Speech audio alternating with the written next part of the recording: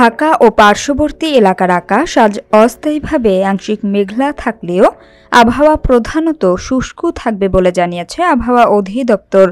এছাড়া সকাল ৬টায় রাজধানীতে তাপমাত্রা রেকর্ড করা হয়েছে ১৯.৪ ডিগ্রি সেলসিয়াস, সঙ্গে ছিল ৮৬% আর্দ্রতা।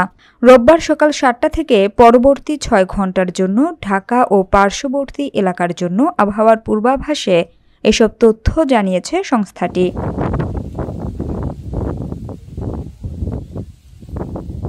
এতে বলা হয়েছে, দিনের প্রথমার্ধে ঢাকা ও পার্শ্ববর্তী এলাকার আকাশ অস্থায়ীভাবে আংশিক মেঘলা থাকতে পারে, তবে আবহাওয়া প্রধানত শুষ্ক থাকতে পারে।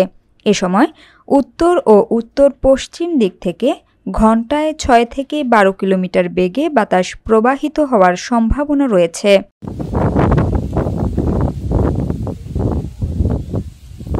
এতে আরও বলা হয়েছে, তাপমাত্রায় তেমন পরিবর্তন নেই, অর্থাৎ দিনের তাপমাত্রা অপরিবর্তিত থাকতে পারে।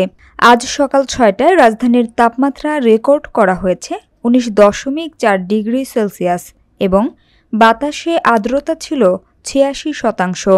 গতকাল ঢাকায় সর্বোচ্চ তাপমাত্রা ছিল ৩০.৮ ডিগ্রি সেলসিয়াস। আজকের সর্বনিম্ন তাপমাত্রা ১৯.৪ ডিগ্রি সেলসিয়াস। আজ সূর্যাস্ত হবে সন্ধ্যা ৫টা ১২ এবং আগামীকাল সূর্যোদয় ভোর ৬টা ১৫। গত ২৪ ঘণ্টায় ঢাকায় কোনো বৃষ্টিপাত রেকর্ড হয়নি।